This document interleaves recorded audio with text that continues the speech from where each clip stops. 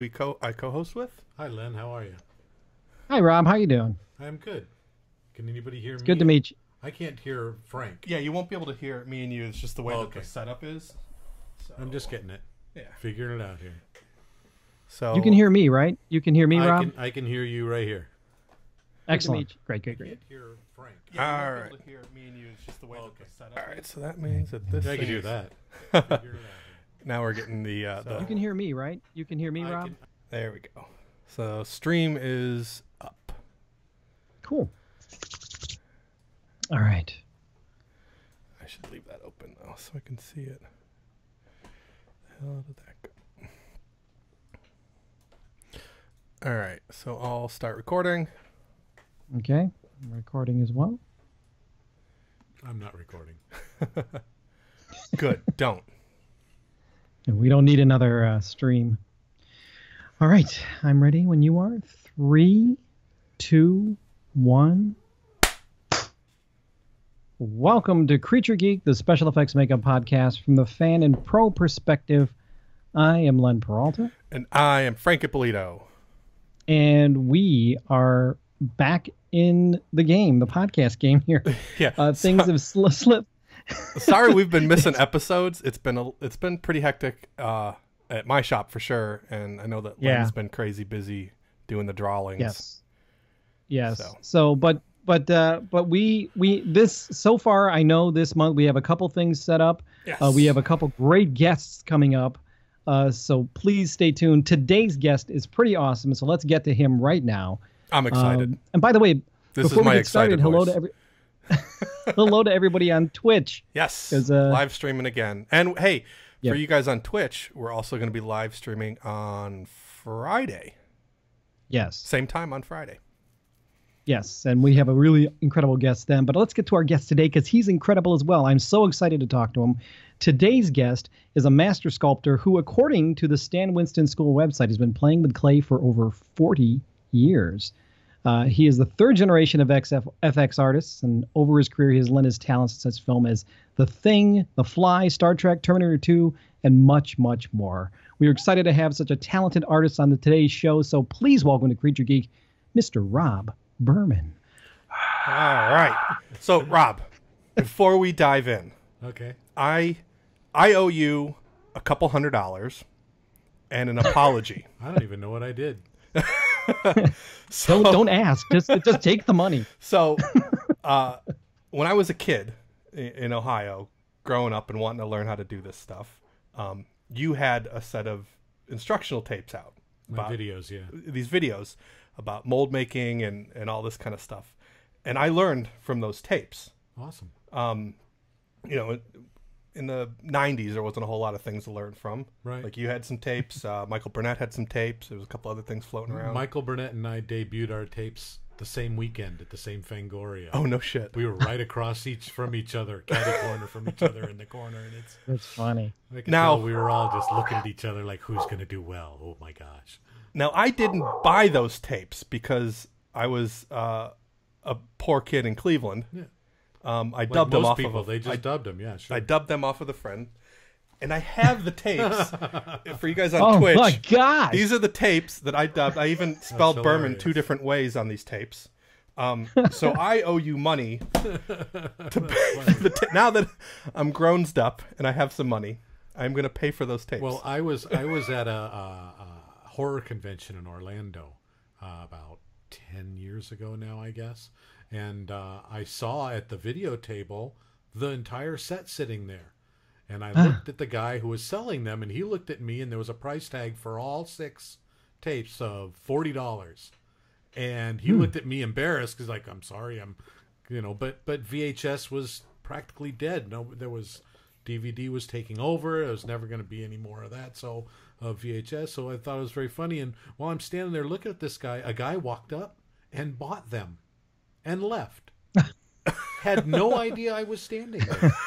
I'm like, but want me to sign those for you? You want me to sign those? Yeah. You want an autograph first? So that was pretty hilarious. Oh, that's good. Well, yeah. So these. So you're good. You're good. No, We're all right. These were instrumental to me learning how to do stuff. And, I am glad. I did them back when because you're right. There wasn't the internet to learn everything. There wasn't a YouTube channel. There wasn't everything that you could do. There wasn't Stan Winston's school. There was Joe Blasco and maybe EI, and that was about it at the time. And so, I got tired of training every person that came to work for me and how to do the job. Yeah. Mm-hmm. So I did them on video and said, "Here, watch these. This is how I expect you to do the work." Yeah. No, when I was first learning the craft, like watching the way you laid up like clay walls and like the precision and the beauty of how you laid down plaster, like that was a benchmark for me. Like I didn't, that was what I always strived to do, was to do stuff as good as you did it. Thanks. Well, then now there's people out there like Carl and Rob Freitas and everybody that make, it's like, oh my God, look at that. It just, they made this with a machine. I know they did. Yeah, they have lasers in their fingers. That's how they make those walls so smooth. Exactly right. And now I'm at a point where I realize, I don't need to work that hard. And I get just as good a result. But the same way that those tapes taught like a very 101 approach to a lot of, what we do. Right. Your Stan Winston school, I think, is equally as important. The class that you did on the Stan Winston school the tapes? beginning one, yeah. Yeah, there's so many things in there that are all these like crazy advanced techniques and silicone and blah blah blah and all this stupid stuff, and you're just like, no, let's just make a nose. We forget about let's do this first. Yeah. One of the things that Dick used to say, Dick Smith, was about he recommended if you're going to get in this industry, go to dental school first. Yeah. Learn how to make teeth, learn how to do dental, because that's very refined and specific and exacting. And our work, if it's going to be good, has to be that specific and exacting. Mm-hmm. Or it looks like, Play-Doh and stuff slapped on somebody's face. It doesn't. Well, I don't know if people strive for that like precision that, like, watching what you were doing versus some of the other things that I would pick up in magazines and stuff. Like there was like a precision about it. Right. And if you look at like even the old Corson stage makeup book, it's like put a clay wall and you just kind of mash it all together with your fingers and hope and pray that it doesn't fall apart. And I'm like, oh, no. You cut a nice slab like this and you do that. And don't put your fingerprints all over it. Yeah. And, Now, do you hate granny walls as much as everybody else? No, I'm addicted to them. All right. Thank you very much, everybody. Rob Freitas gives me shit about it. Manny over at Van Dyke's gives me shit about it. Aaron Mikash was giving me shit about it. If I work for other people, I will make my first mold without them. Yeah. Just to prove to them that, yes, I do know how to do this. And then after that, I will make better looking molds with them. Yeah. That's all. It's just for a way to make a better mold that I don't have to sweat over as much. I just think if you're trying to force that edge and get it all scraped and clean and then make a clamping edge and get all that. You could do it with a granny wall. Just do that nice and easy and I don't have to sweat and toil. Yeah, so F you guys. Yeah. Telling us we can't use granny walls. Granny walls are fine.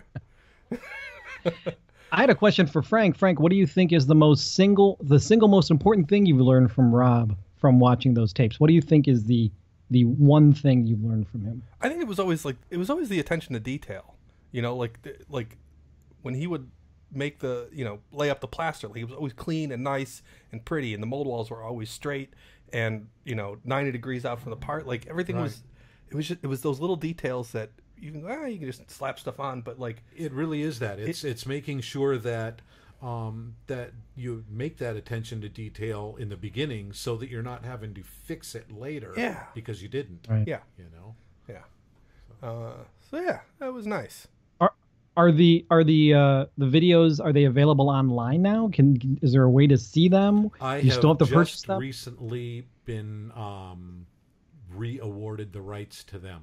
They're back home again, and I am going to probably condense them together and do like one DVD of the basic, of the intro. It's like there's sort of the case mold thing of the last two tapes, and then there's the whole making of the prosthetic. The first DVD would be very much like my Stan Winston school video. Yeah, I think it would be something similar to that. Screw that! Just put them up on YouTube. Give them to everybody for free. I don't know. And then I don't have to worry about it. Then you don't have to worry about people dropping it. Yeah. That's goodwill. I don't know. Actually, that's not a bad idea, and that's a consideration. And you put them up in their entirety, and then everybody has it, and they don't have any excuse. Well, I'm putting together with my classes that I do right now. Every time I do a class, I do a new makeup. Mm-hmm. And each time I do that new makeup now, I'm filming a little scene for it so that we do a YouTube channel for Rob Berman's Laboratory. And have so people can go and see the makeup being made and all that, but they can also see the finished look in a scene and all of that. So it should be fun, So you're in the third generation of the Burmans that have been in this industry. It was your grandfather Ellis, right? Yeah, my grandfather Ellis came to Hollywood after being he worked for the Sears and Roebuck catalog, doing layups and things like that. He sculpted a bunch of monuments in Nebraska, big, giant, 26-ton concrete things. Did he sculpt them and then they did plaster molds and then poured concrete? Yeah, seamless plaster molds. Oh, those stuff always amazes me. And poured 26 tons of concrete. That was an amazing feat. Oh my gosh! But he did all that, and then he decided he'd come out to Hollywood to see if he could, make it out here because everybody was doing that at the time. And one of his first jobs was sculpting carousel horses for the movie Carousel. And shortly after that, he got asked to sculpt a prop cane of this silver wolf's head cane, which turned out to be for the Wolfman. And when he was on set with that, they met Jack Pierce. Jack Pierce said, "Well, you sculpt and mold and do all that stuff, don't you?" And my grandfather goes, "Oh, yeah, sure. I can do all of that." And he goes, "Well, if you don't tell anybody, I can keep you busy." So all the stuff after the Wolfman that Jack Pierce did, all of a sudden you start seeing the cheesy overhead mummy masks and things like that. That's all my grandfather's work being brought in. And so that was in the time when only the department had really got the credit, and there was always the the 40s and early 50s and things like that.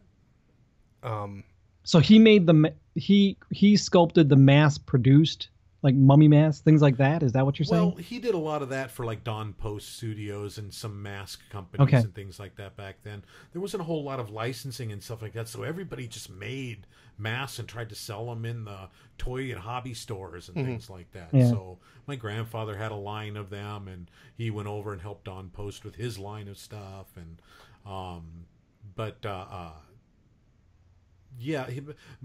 my grandfather did a lot of the movie stuff for Jack Pierce after the Wolfman, because Jack Pierce is all about fabricating. His Frankenstein and everything was really built up makeup on him and things like that. So my grandfather did a lot of the lab work for him. Wasn't Jack Pierce like kind of fighting doing prosthetics and stuff like that? Because he knew how to build all that stuff up on you on the spot. But all the technical side of mold making and all that kind of eluded him because he was never that. He was a guy who glued stuff to his face. Gotcha. All right. And then so then your father. My father, Tom. Well, my grandfather, he came to Hollywood, got the job working and ended up doing all that. Started making props for Ellis Mercantile Rental Company and things like that. My dad had to kind of work summers and things for my grandfather, helping him out to get all these things. The whole family would make dummies and all of that stuff. So when my father got out of the Marine Corps, he found himself married with a baby on the way, and you? Yeah, which was me. And so he was doing odd jobs here and there. And then a few years later, my brother's on his way, and my dad said, "I don't know what I'm going to do." So he applies for an apprenticeship at 20th Century Fox. And out of 96 applicants, him and I think Bill Miller and one other guy got accepted into the lab. My dad got accepted because he had lab experience doing stuff for my grandfather. So he's sweeping floors and doing all that and everything. And Ben Lane Sr. came in. He was in charge of the lab at the time. And, we got a big project. We got to do this. We should bring in the Westmores. And, they did List of Adrian Messenger. And who did the lab work on that? And my dad says, "Well, it was John Chambers." "Do you know how to get a hold of him?" "Yeah, he lives in my neighborhood." "Okay, call him. You got to come in. We got to talk to him." So John Chambers came in and talked to Ben Lane. And they gave him a 4-foot by 8-foot table, and my dad and John Chambers started the Planet of the Apes franchise. No shit. Wow. So It's amazing. all of that stuff just on a 4x8 table in the back of the lab. You guys just stay back there and and just work this stuff out. And Wow. That's amazing. Now, was your grandfather in the makeup union, or was he? no, I don't think he was ever in the union. Was he in like a plasterers union or sculptors union or anything? Independent prop maker. So he was just he hiding never in the really closet. worked on the shows. Yeah, he made stuff and supplied it to people. Ah. Just like today, most of the shops, none of the shops are actually union shops. Not makeup. I don't know if there are any makeup union shops. There aren't. Didn't they try to make Botine's a union shop on the Thing? They did, and no, was it the Thing or was it after Howling? that. I know Ghostbusters they made into a union shop, so they put me in like props because I was doing all the foam latex. So they. So then, are you in the 44? I was at the time, yeah, and 3, 4, 5 years later, you haven't done another union job, and you've been paying your union dues the whole time. You know what? I don't need it anymore. I'm still working, and they haven't helped me. So I never really went that route because I do too many different things to be in any one union. Oh, I mean that's the same as most effect shops. Like you can't just do one thing because exactly you won't be able to keep the doors open. Exactly right. I wonder why there hasn't been union makeup lab shops. I think I do a lot of stuff in the lab you cross over too much with too many of the other unions. You end up you've got to have a union plasterer, a union sculptor, a union costumer. Every department in the lab is a different its own union. Yeah. Or they just say, we won't talk to you guys. We'll just let you do what you do. And when you're on set, you're a union makeup artist. Yeah, that would be a pain in the butt to try and. Because we step on the toes of everybody. Yeah. Yeah, no, that's true. I never thought about that. Huh.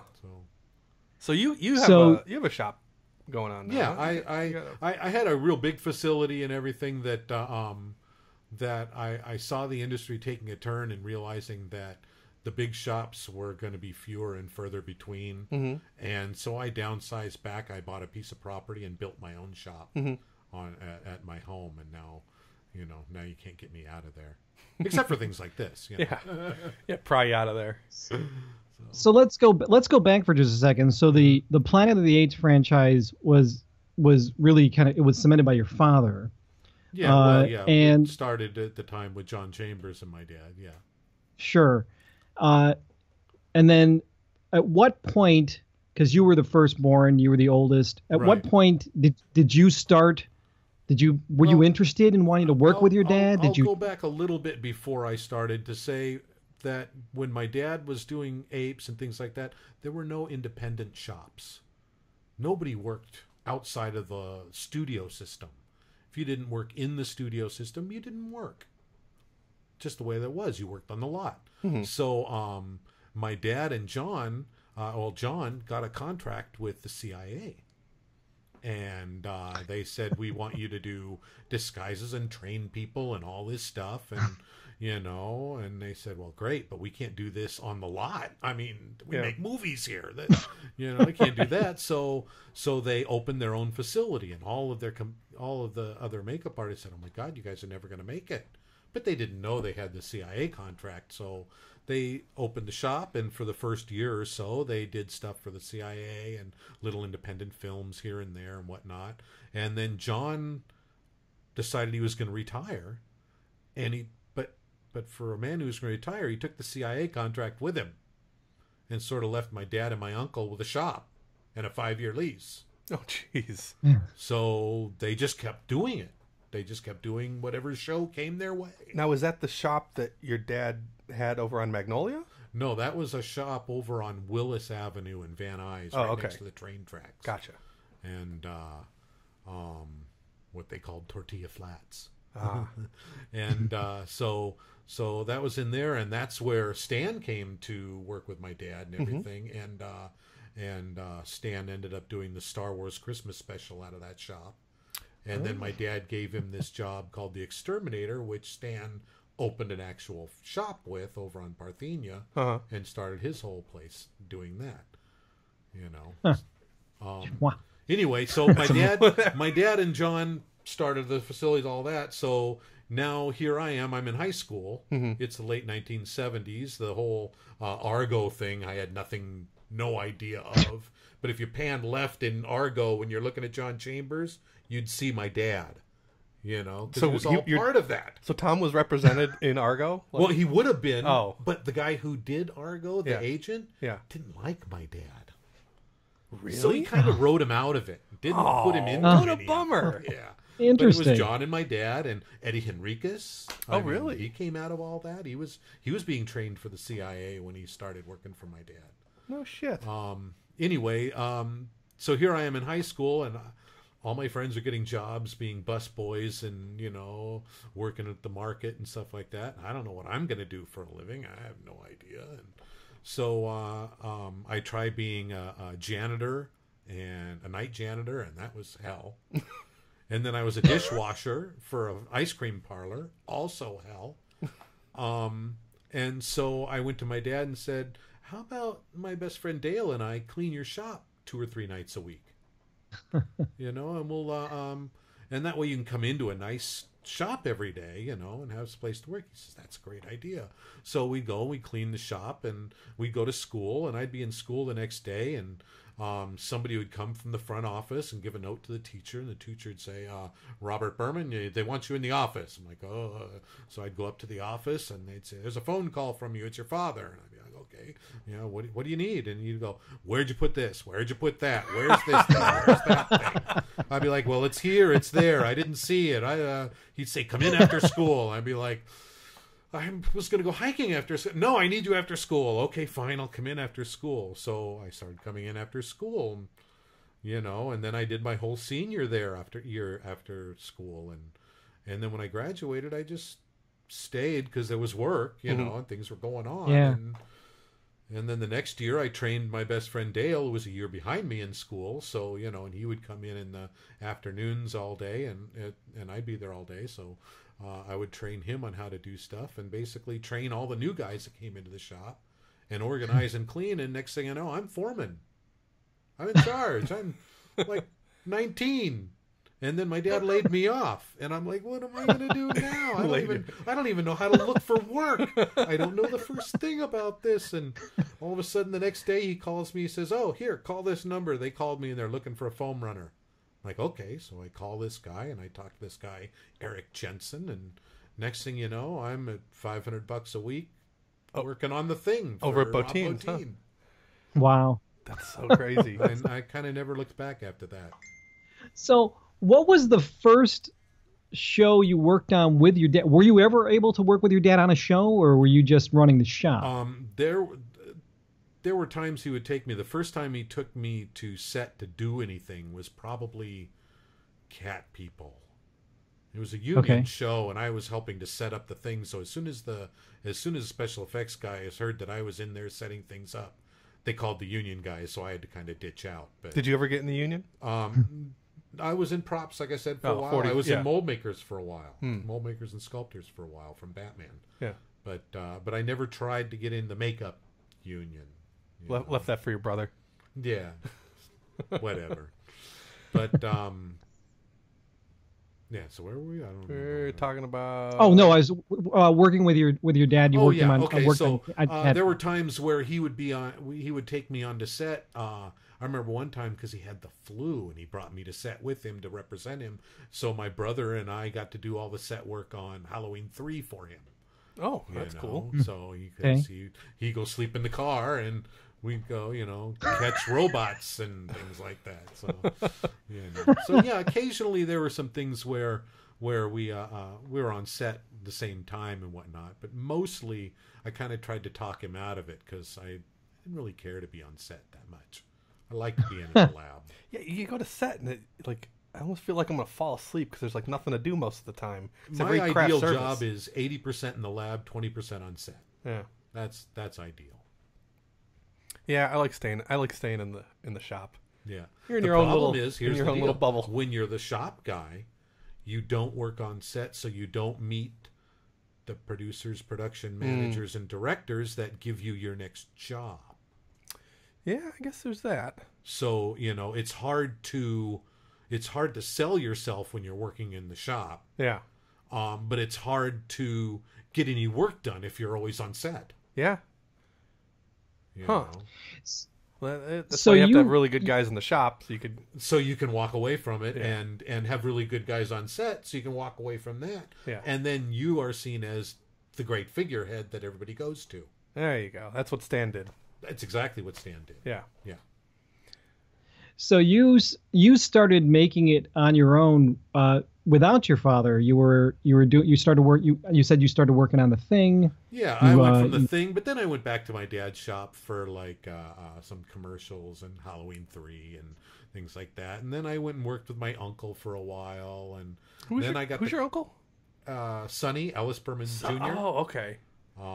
He was the one that he designed and machined all of the actual machine parts for the Terminator. Oh. Okay. So Stan said, "Well, I've got these sculpted parts like a head and some chest plates, things like that. Can you make the rest of it for me?" So yeah. Well, that's cool. What? So we can't glaze over this Thing stuff. You got to have some good stories about working at Botines Right. at the Thing. It Thing. was, for me up until that point, I had run, a triple batch of foam. Mm-hmm. Yeah. 450 gram batch. Ooh. I walk in and they've got 3 20-quart Hobarts. I'm like, oh, you want me to run foam? Oh, this won't be a problem, will it? But Kenny Diaz was the shop foreman and everything, and I'd known him for years by that point. So he really helped us kind of get into it, and just basically they left us alone. Dale and I did, I think we went through 125 5-gallon kits. 125 5-gallon kits. 5-gallon kits on that. Wow. Only surpassed when we went to Ghostbusters, which was 135 5-gallon kits. That the original Ghostbusters. Yeah. First one. Yeah. So that was The good one. Yeah. So you worked at Boss Films then. Yes. Yeah, they brought under Stuart Ziff. They brought Dale and I. Oh, they brought me in, and then I brought Dale along because I'm like, okay, I'm not going to do this by myself. So you ran like the foamers, the Slimer foam, and like all of Terror Dogs. Terror Dog was an ultra-cal mold with an Jeez. ultra-cal core. Did you guys have like a big lift to move that thing around? Dale and I could pick up the core by ourselves, and we could pick up each section of the mold individually by ourselves. Oh my god! But when it was assembled, nobody picked it up. Though they did wrap it in chains and hoist it from the ceiling because they thought it should be injected from the bottom up at first. And I'm like, you guys don't know what you're doing. Listen to me. We'll do this. No, we have to do this. And then when they realized they had, probably a ton of ultracal suspended 8 feet in the air, they thought, this is probably not a really good idea. Who wants to get under that thing and inject some more weight into it? They made pneumatic injectors for the foam guns, and these like an air assist kind of thing. Yeah. So but the cylinder was like 18-inch diameter and 18-inch tall, and so the volumetric pressure by the time that plunger got all the way to the bottom was so huge on that, talking thousands of pounds of pressure on these acrylic tubes. Nope. I'm like, no, I'm getting away from these. Now, why didn't they do smaller diameter tubes and just make them longer? Well, then they ended up putting a wine crank on it so we could crank it down, and so then we weird. ended up with longer, thinner, narrower tubes Gotcha. that we could just inject with. Sometimes you had to sit on it, and To get the last little bit. just to get it to move. Really? Yeah. You're taking your life in your own hands sometimes on these old sets. And you're thinking, it's just foam latex, right? Yeah. What could possibly go wrong? No one's ever been killed by foam latex, of course. Yet. Yeah. There's been No. a few You know, people we've, that were foam runners that aren't around anymore, but Now, what kind of foam were you guys using back then? Was that like Burman foam. That was Burman foam? everything was Burman foam until probably mid to late 80s when And that's when Gil split off and did GM? no, when Tom McLaughlin's foam started Oh, coming okay. over here from England. Okay.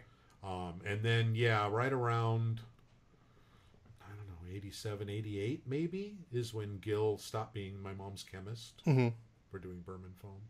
I started doing it and taught Gil how to run the foam and make it and all that, and then I went off to do shows because I didn't want to be a foam guy forever. Yeah. You know, and then Gil was making everything for her until his garage burned down. His garage burned down?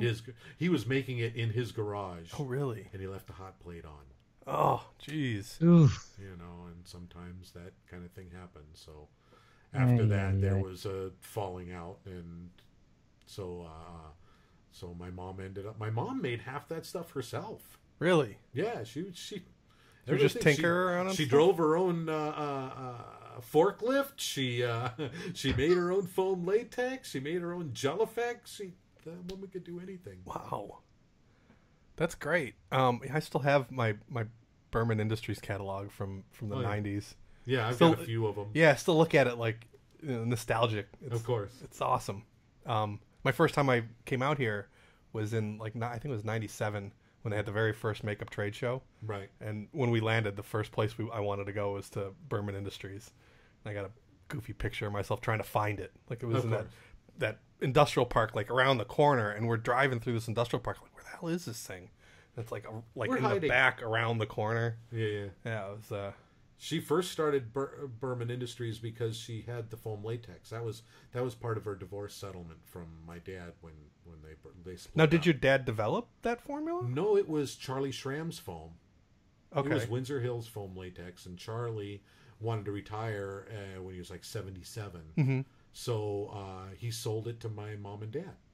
Oh. And I went in and he trained me how to make it. And so I was making it for the first couple of years at my dad's. And then when my mom and dad split up, my mom kept the foam latex business and my dad kept the shop. Oh. And so it went from my mom making foam latex in her garage. People would say, well, we need Ultracal too. Do you know where to get Ultracal? And she'd be like, well, I can get that because she was the buyer for Burman Industry or for Burman Studio for my dad for so many years. Yeah. So yeah, I can get you that, and I can get you this, and next thing you know, she starts carrying these other projects or products, and had to move into a facility, and that was the beginning of Burman Foam. Huh. That's cool. and then that grew to the point, and then she ended up selling it to the Namies people, and that's Well, when my mom got MS and was wheelchair bound, she was the running the business was kind of killing her. You know, so I stepped in and said, okay, it's the business or you, and well, we chose her, and then we sold the business off to Namies because Namie wanted to kind of keep it the same, you know, as much as you can anyway. Nobody's gonna be able to replace Sandy Berman there. Yeah. You know, so that's always going to be different. But they didn't want to change the name or anything like that. Whereas everybody else just kind of wanted to kind of gobble it up and make it part of their empire and all that. So Sam recognized that the Berman name had its own influence and wanted to ride on that. And so they did good. They were very helpful, and it's been a very good transition, I think. Well, that's cool. Yeah, that's where I pick up BJB stuff. It's the only place around that. Yeah, or you can get it at a couple other places and things like that, but they don't have as much as wide a variety, and or you ship it directly from BJB, and then it you got to wait and it costs you more. I wish places like that would have stores, kind of how Smooth On has Reynolds. They have their distributors. Right. Like, I think that if BJB had a store up the street, I would probably use a lot more BJB stuff. Right, sure. Or if Polytech had a store up the street, probably use more Polytech. And even though there is a Silpack store, whatever's available is going to be. Most of the Silpack stuff's kind of hit and miss. I'll say this: Silpack, whatever it says it's going to do, or not Silpack. I'm sorry, it's BJB Smooth On. Smooth On. Everything Smooth On says it's going to do, it does that. Yeah. That's what I like about Smooth On. If it says it's going to take this long to do this and this going to do this, it's great. Yeah. It'll always do that. Yeah. They don't have everything that I like the way it works. I'm not a big, I don't like their prosthetic, like the dragon skin for prosthetics or anything like that. It's not the right kind of silicone for that. I'd go to Gelten or something else. Polytech stuff. Yeah. Yeah, but yeah, it always does what it says it's going to do. Yeah, well, it's kind of nice having all this variety of boutique brands because, Like if you need a certain diameter or a certain work time or a certain viscosity, chances are you can find it. Krylon kind of gets looked over a lot. Oh, is for makeup for materials? makeup stuff, things like that. They just sent me a bunch of stuff. Their mold making material. Mm-hmm. It's a polyurethane mold making material. Really? They're developing a prosthetic grade silicone, things like that. So they send me samples of all these different things, and you know what? They're awesome. Really? They're really nice products. I haven't tried any of those. If the price is the equivalent, I would use their new polyester or polyurethane mold material instead of 1630. Is it a filled? It's the consistency of it is like the black side of the 1630. Okay. And then it's got a little bottle of like an activator that's just a liquid. So is it like a 1:100 kind of ratio? Yeah, exactly. Gotcha. Exactly. And but it's got a more plasticky finish to it. So the surface is... Yeah, when it's done and it's hard, the surface feels more plasticky and more urethane, whereas the 1630 feels almost porous. Or well, I mean, maybe the fillers aren't the same kind of mineral, or is extensive an amount of filler in it. Maybe, but that having a high level of filler is what makes it not have a shrink, like too much of a shrink, right? And that I haven't found any shrinkage at all in the huh. material either. So. And my molds, once I made one half and made the other one like a week later, and there's no rock or any wobbling in them or anything at all. So I don't know how it cooks if you're going to cook it for foam latex, but and platinums aren't inhibited by it. No, their silicone works great in it. I haven't tried anything else yet. Yeah. Following that, Len? I was following that. I had a question. In looking at your bio, I saw one of the movies you worked on was The Fly. And we've talked a lot about, on this show with other guests, about, The Thing, getting stories from The Thing and from like Terminator and Jurassic Park and things like that. But we've never, ever talked about The Fly. And The Fly is one of my all-time favorite horror films, modern-day horror films. I love the old one with Vincent Price, but the one with Jeff Goldblum was just, I think, just amazing. I think it's incredibly well produced. Yeah. We got to try and get Chris Wallace in here one of these days. Yeah. Chris probably has some crazy stories. But I wanted to ask specifically about The Fly. Having worked on it, if you had any, I don't know if you do or not, but had any cool stories about working on that show? I was really lucky to work on The Fly because it was all done north of San Francisco in San Rafael, and. I live down here and all that, so I drove up on like a Wednesday just to interview. And they said, sure, that sounds great. You want to start on Monday? So I came back home and moved out of my apartment and moved to Northern California. How long were you up there for? I was up there almost a year. Wow. Yeah, on The Fly itself was only maybe 3 or 4 months, and then followed up with Golden Child for like another month or something like that. And then I tried my best to try and see if I could find more work up there and everything. But other than ILM and Chris Wallace, there wasn't anything at the time. You know, Phil Tippett was still kind of mostly with ILM at the time and things. So there wasn't a whole lot for me. So I ended up coming back here after that. But working for Chris is awesome. It's just like working with a great buddy, a great friend, and it was a great, exciting environment. All the people that were up there. It wasn't, and I don't know how to say this without insulting Los Angeles people and their IQ level, but I felt like people up there were more worldly in San Francisco. It's the lack of BMWs. Maybe so. It's just the people up there read the newspaper and things like. So I felt more educated living up Hollywood Reporter is the newspaper. Come on. It's the only newspaper. Variety and Hollywood Reporter. Come on. But I liked Chris gave me a lot of free reign because I was coming off of The Fly and Ghostbusters, or off of Ghostbusters and The Thing and all of that. So you know, and he said, well, you know, we need the foam run, and he just kind of let me go to run the foam, and it was kind of a nervous time for me because I'm like, God, I haven't run this big a batch in a couple of years now, and I don't know if I know what I'm doing here, and you know, so even having the experience, you're still unsure of yourself. You still don't know 100% until you hit that 10-year mark. My father told me when you're 10 years in this industry, you'll know what you're doing and you'll feel comfortable. And I'm like, yeah, I know what I'm doing. I know what I'm doing. I hit the 10-year mark. I'm like, wow, I can't believe anybody even interviewed me. I feel like you're glossing over some of the good juicy stories from The Thing and from stuff like that.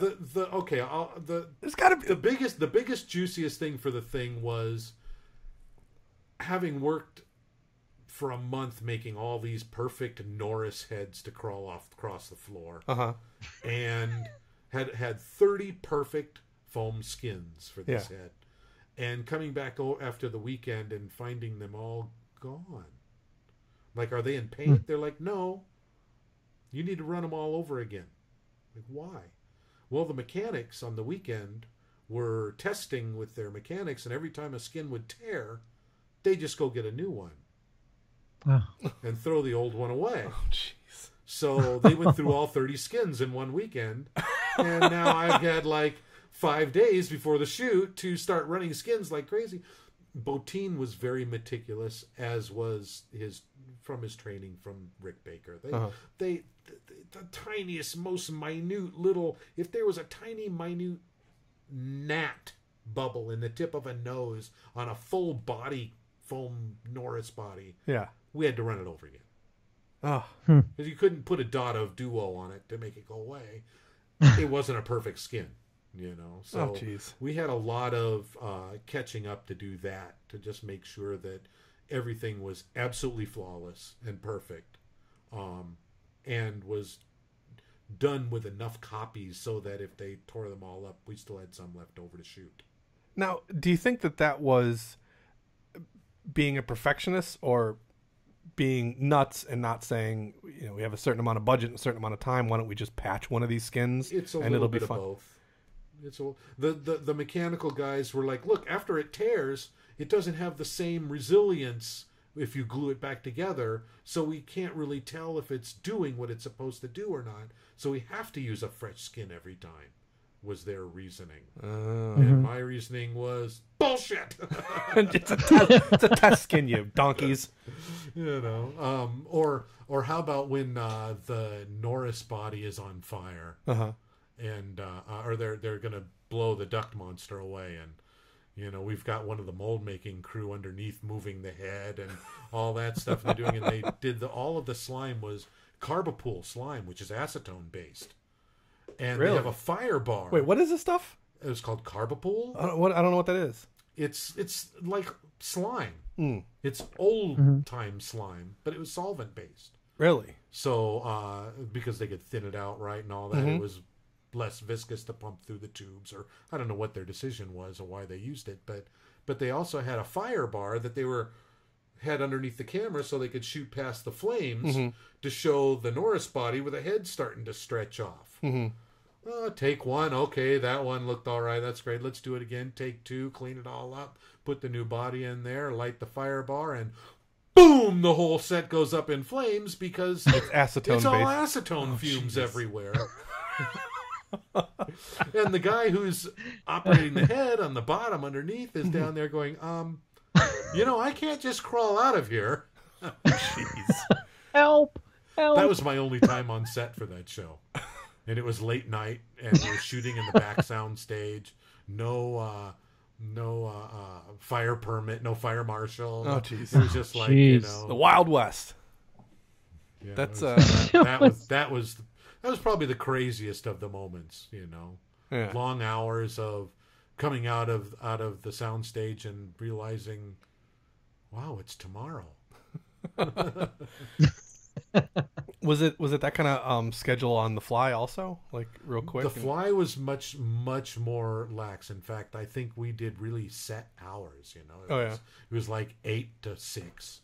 Huh. You know, sometimes people would come in on some weekends. Toward the end, everything always backs up. You know, so you get that kind of thing. But For me, on my end of it, I don't think I ever worked any overtime. That's always refreshing to hear. I got my job done. See you guys. No. But they let me do things on the fly, like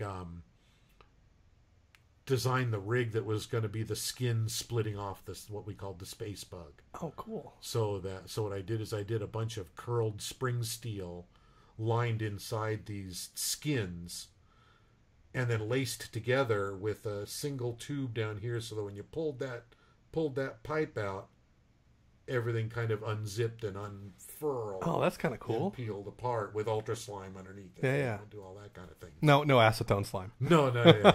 I think they learned their lesson early on. By that time, ultra slime was around. Yeah.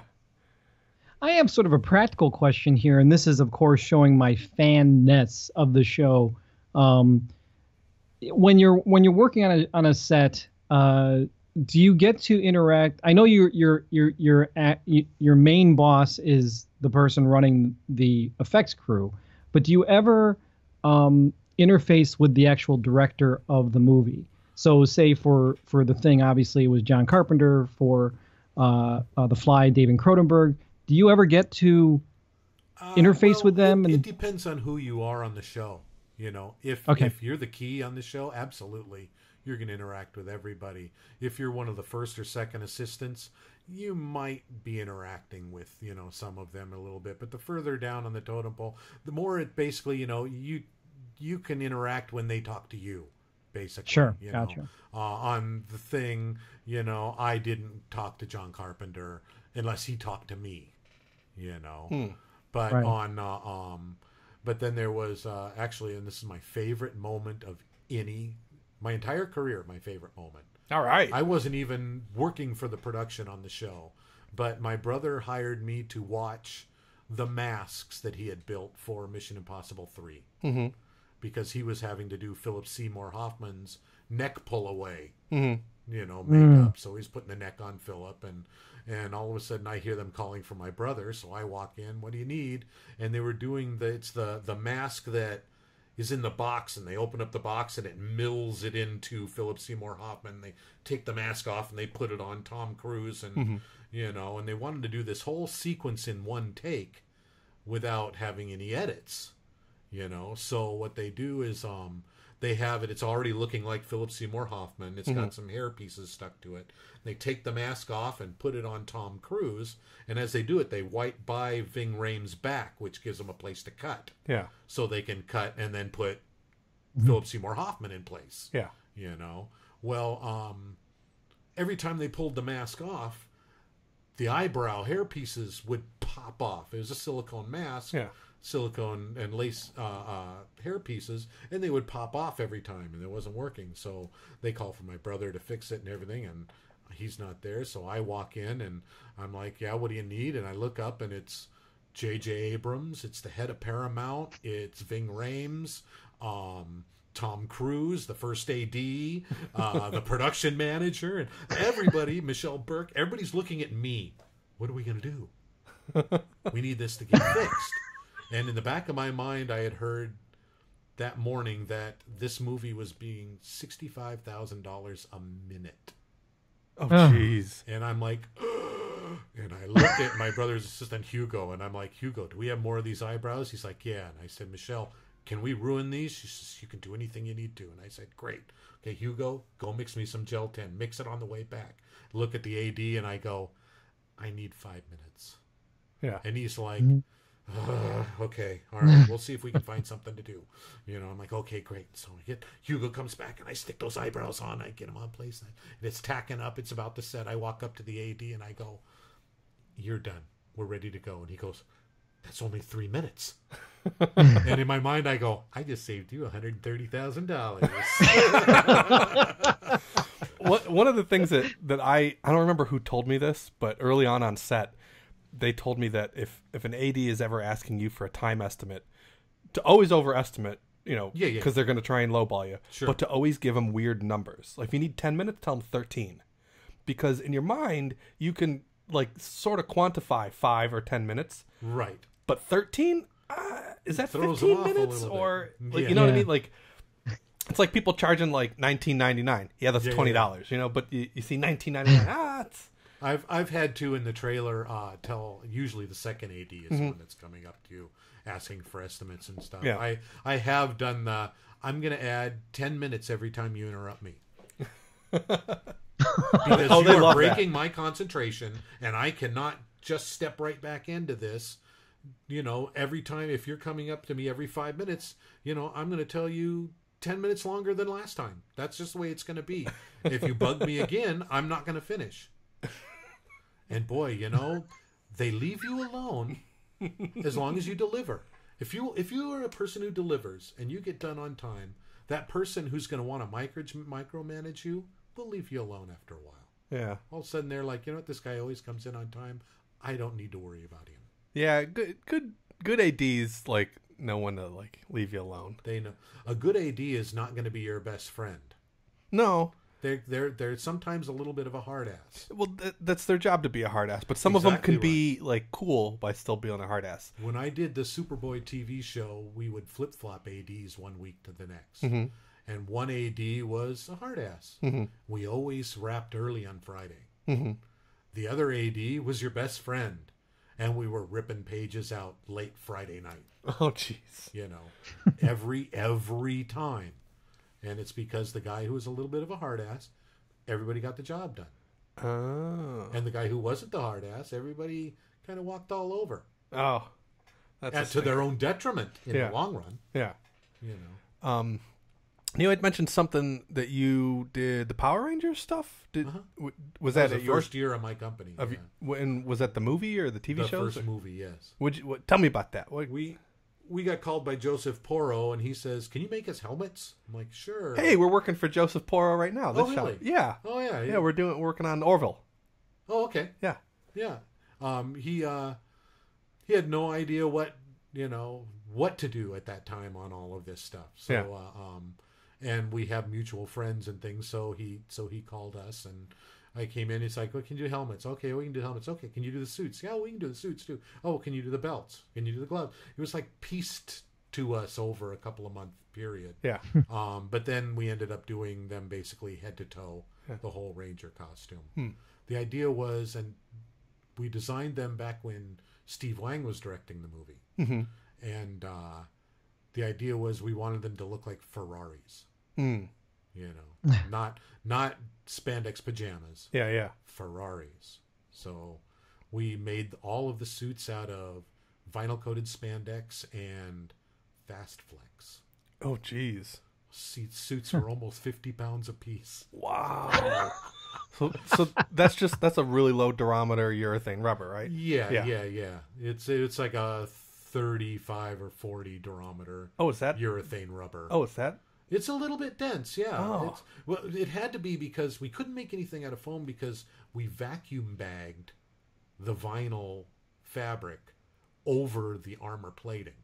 Oh, really? So that rather than having the urethane be the finish, they had bought bolts and bolts and bolts of this double processed vinyl coated spandex. Yeah. That was in the exact Ranger colors they wanted. So we had to make armor that we covered with all of this stuff. Oh. So we did an undersuit of the vinyl spandex, and we did quilted places of the vinyl spandex, and then we did the urethane rubber pieces that we designed it like an overlapping prosthetic makeup because we didn't get any of them for body casting before the show. So we got 2 stunt men, one kind of normal size and one small guy to play the girls. and those were our body casts. So I basically made a male body and a female body. Which was a male anyways. Right. Well, actually, we ended up replacing the torso. We used my wife's body. Oh, really? And we recast that and sculpted over that. But we made everything so that, one suit could fit everybody, depending on how much you overlapped or did not overlap the armor. Well, that's interesting. So it's shingled, basically, together. Oh, that's cool. And so we could put it on all of them. And they wouldn't bring them to us for, 1 day each of body casting, but they would bring them to us late night every night after they shot on the TV show, they'd come to us and we would glue them into their suits. Individually put them in the undersuit, glue them, all the pieces of the armor onto that, take it off, and then the next day we would edge the suit and fix it all up and make it all right and everything. But that could all been saved if they had just given you if we one just day. had a body cast, then everything would have been fine. Yeah, but, but by that time, too late. Yeah. Well, we would have about a dozen little kids, like 10, 12-year-old kids outside our shop at midnight. We know the Rangers are in there. Send them out. We know they're in there. Like, no, nobody's in here. We know that we saw them go in there. Like, where are your parents? They're at home. You know, it's midnight, kid. You should have just put on one of the helmets and, scare them away or something. Oh, that's so funny.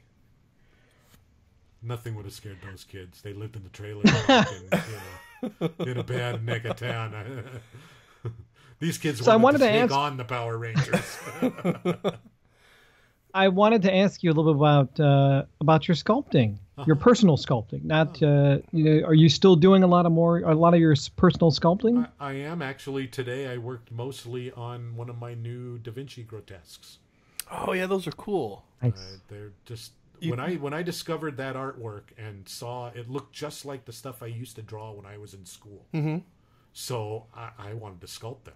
Yeah, I saw you teased a picture of like the back of one of those. I think it was on like Instagram or something like that. The one now with all the braids and the hair. That's the one I'm working on now. Oh, cool. Thinking, man, I'm not doing braids again. What's the other guy that did all those sculptures? Was it Messerschmitt? Was he the sculptor that did? There's another guy that made all these like crazy expression faces. Was that his name? I know the late 1800s, early 1900s, and no. It's some weird German name. Starts with a D. Was it? I remember seeing some of his work in a gallery, and I'm going, "Oh, hey, this looks the same kind of thing." But yes. Anyway, somebody out there will be commenting on. Yeah, I just that's right. They'll straighten us out. They'll straighten me out on Tested. What I discovered by doing the Da Vinci grotesques is just how much he really knew about anatomy. Oh yeah. That he could push somebody's features to that extreme, and that if I didn't follow it exactly enough, it didn't look like a person. But as soon as you hit the lines just right, the personality came out, and now they look like people you kind of know. All of them I've sold are to people who have said, "This one looks like your Uncle Lenny," or "This one looks like your Uncle Harry," or that kind of stuff. Is it kind of nice to get out of doing like movie stuff and just kind of playing around with some more fine art? And we work too hard doing what we do to not have fun doing it. Mm-hmm. And when I started feeling the pressure of the money and the contract dollar, I call it, in the industry, I decided that it wasn't fun for me anymore. And I decided that I was going to make what I wanted to make, and if they sold, that was great. And if they didn't, then I didn't care. I got to make what I wanted to make. And, the universe says, oh, yeah. And so it makes it hard for you at first. But as it sees your commitment to what you really want to do, I think the universe has been providing for me to allow me the opportunity to make these things and do these things. I don't make a living doing it, but, rubberware is my living. That's the like pre-made prosthetics and stuff like that. Yeah, prosthetic stuff. Did RBFX cut into that a lot for you, or do you guys like coexist nicely? I think we coexist nicely. I think that his work is phenomenal, but we sell to two different people. What is your market mostly? When you buy an RBFX piece, you're buying his witch, his alien, his thing. You can mix and match a little bit and create it, but basically it's going to be a blue, a red, a yellow, flesh tone, whatever version of Roland's characters. Yeah. With rubberware, for the same amount, for let's say Roland's witch, you can buy half a dozen or a dozen rubberware pieces and mix and match your own complete unique design. That's completely different from anything anybody else has done. So I don't think we overlap. I love the stuff Roland produces. It's brilliant. but he also is an order directly from him and all of that, and the price reflects that. Oh yeah.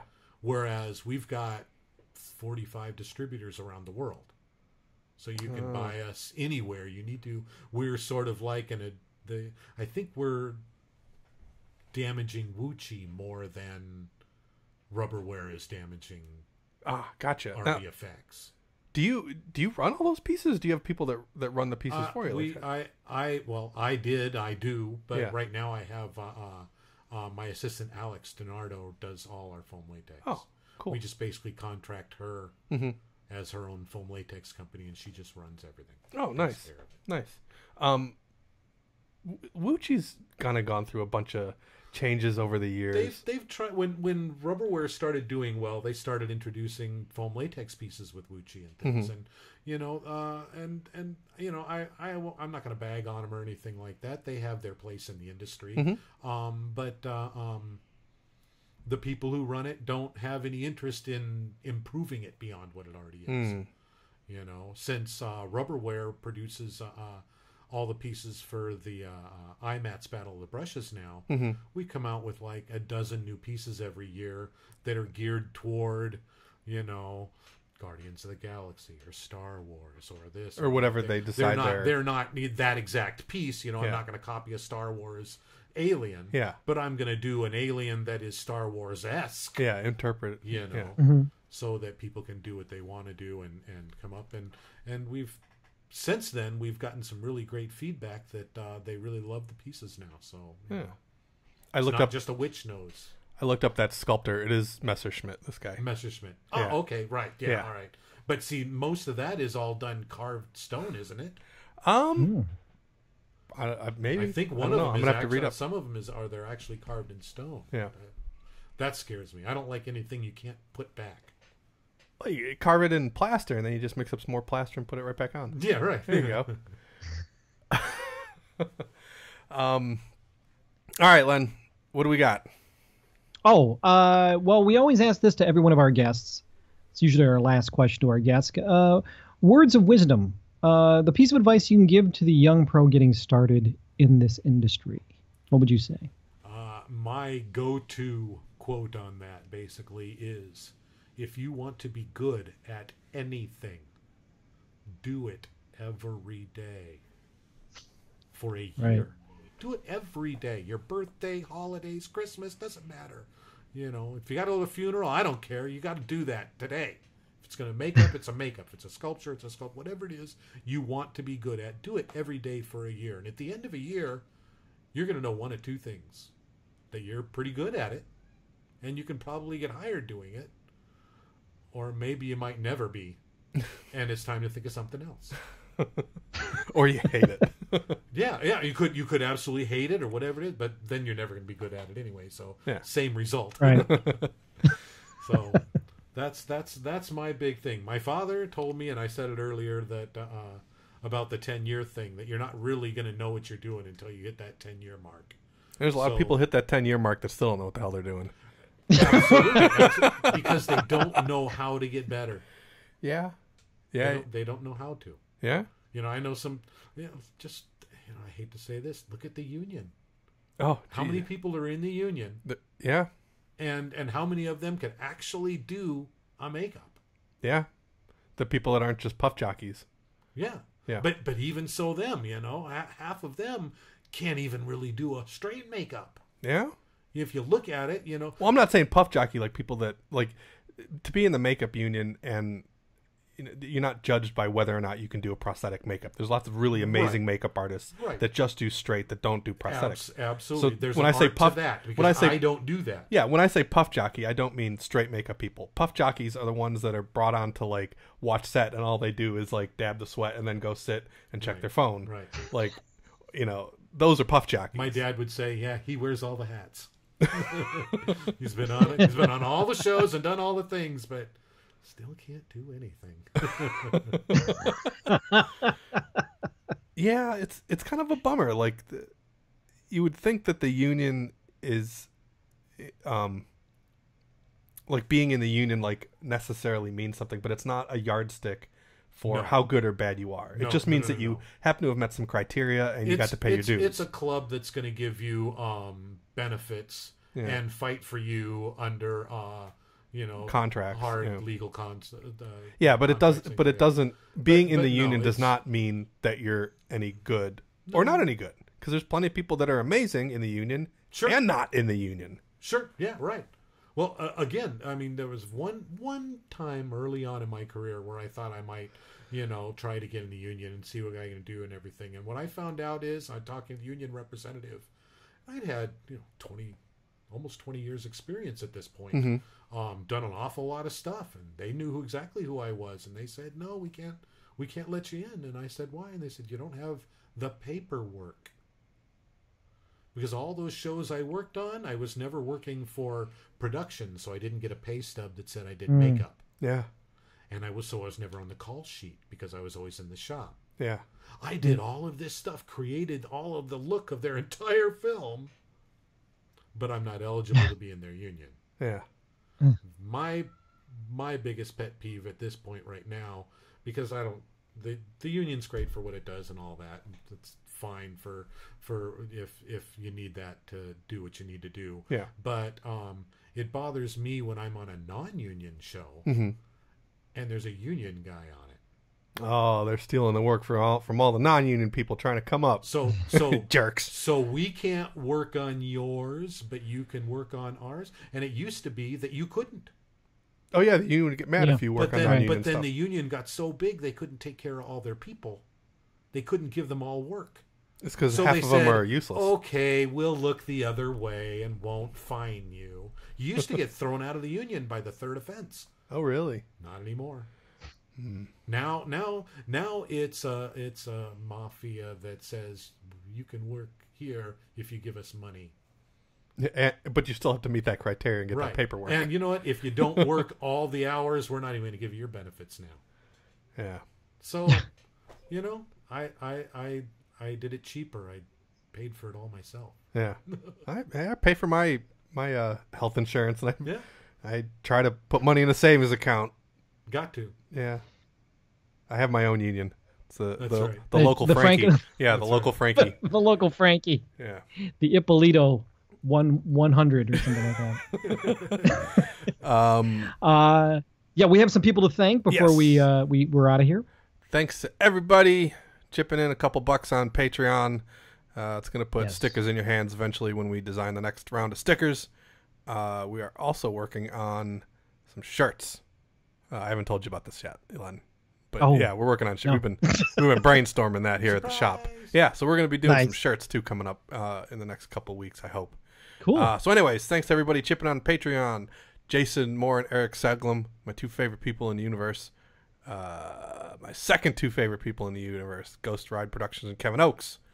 And then there's also Jonathan Worsley, Hal Clay, Scott Ashita, Chris Ellerby, Bob Lackey, Brian Warner, Gerard Libby, TJ Becker, Robert Burns, Charles Babbage, Ricardo Murillo, Eric Mullins, Raymond Stanek, and Donato Snagano.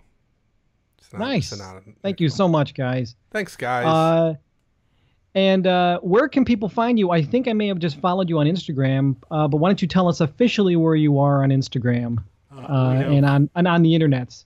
We have Rob Berman's Laboratory on Instagram. We also have Rubberware on Instagram. And then there's a couple of those Facebook pages floating around there for Rob Berman's Laboratory and just Rob Berman myself. And you do workshops too, right? I do. I do like 3-4 rounds of classes. In fact, later this month I'm going to Vienna to do a couple of weeks. Ooh, fancy. I want to pass on what I know to the other people and all of that, and you can only learn so much by watching videos. So I like to be able to look over your shoulder and point out what you're doing wrong. Yeah, that's good stuff. So yeah, check out his pages to find info about those workshops and stuff too. Speaking of Vienna, I came across a podcast on Rob Freitas's page. It's called The Sculptor's Funeral, and I think that's a guy out of, I believe, Vienna, a sculptor in Vienna that has this podcast, and he has this whole the episode that Rob had posted was about plaster. And so if you guys get a chance, look up the Sculptor's Funeral podcast. It's pretty rad. And I think there's also a link to it on our Facebook page as yes, well. That's why I just had to look that up. I hear there's a lot of artists in Vienna. Yeah? Well, let me know if you find any good ones. Yeah, I will. Well, Rob, thank you so much for being on the show. Anytime. We got to have you back on. Of course, all our guests we say we're going to have them back on. You're welcome anytime if you want to just... There's something going on. You're welcome. Find yourself an empty spot. I'll come take it. All right. Yeah, we've been. I've been bugging Shannon Shea. We got to get him back on here again. Shannon's one of our favorites. You can find Frank and I online at frank@bolito.com and lenperalta.com. We're also Frank Ippolito and Len Peralta on Twitter. Thanks a lot to Testa.com for giving us a home. You can go visit us on our blog. It's creature-geek.com. And, of course, you can give to us if you like the show and you want to give us some money. Go to our Patreon page, patreon.com/creaturegeek. Write us some comments on the show, which if you over at Testa.com, or you can write me at len@creature-geek, or of course Frank at creature-geek, and he will not write you back. Nope. By the way, we have some emails. Well, I'll have to get those together for the next show, and we'll try to answer some of those. We'll try on that show. But Rob, thank you so much for being on the show. Sure, and thanks. we will see you on the next episode of Creature Geek, which is going to be even better than this one. It's going to be so amazing. Oh, come on, don't be mind-blowing. like that. You know what we should do? You guys should submit questions for a guest, and we're never going to tell you who the guest is that we're going to ask those questions of. So just submit like random questions. Good idea. And then Very good idea. And we'll have the guest say, yeah, I mean, even if it's like, you know, the best temperature to cook lasagna or something like that, like ask whatever. We got a question from Indiana. They want to know, where are my socks? How thick is the ceiling? Yeah, that's a good one. Yeah. Oh, and hey, thanks to everybody from Twitter and Facebook that's the Canadians out there that are sending me pickles. I've been reaching out and telling everybody to send me Bix pickles because those are like the best pickles in the world. So if you're from Canada, send me some pickles. So you're getting a bunch of pickles from all over the world. Yeah, they're starting to come in, and so thanks for the pickles, everybody. That's what this show should be called. Thanks for the pickles. Thanks for the pickles. We will. So long, and thanks for all the pickles. We will see you on the next episode of Creature Geek coming up next week. Take care, everybody. Goodbye. Yeah, it's a good show. Excellent. Right, excellent fun. show. Hell yeah. Woo-hoo. I was hoping I'd get some more of those like drug-induced stories from the thing. That's all I've ever heard is everybody all fucked up on the thing. That's what I wanted. The funny thing is, I don't have any drug stories from the thing. You may not have them, but you may have observed those things. I heard that the two... You're not going to be able to hear Len if you take those off. I heard that the two weird dog things were sculpted while on purple pyramid mushroom or purple pyramid acid. But that and I know Willie Witten was always in the back, stoned out of his mind. Yeah. Yeah. All right, that's okay. Yeah, pretty amazing. I didn't get any of the really good ones. All right. Except for maybe when they drop. Well, next time you're on, Frank will bring some drugs in. No, I don't do drugs. I just drink. All right, Len. We'll see you later. Take care. We'll see you. Bye-bye.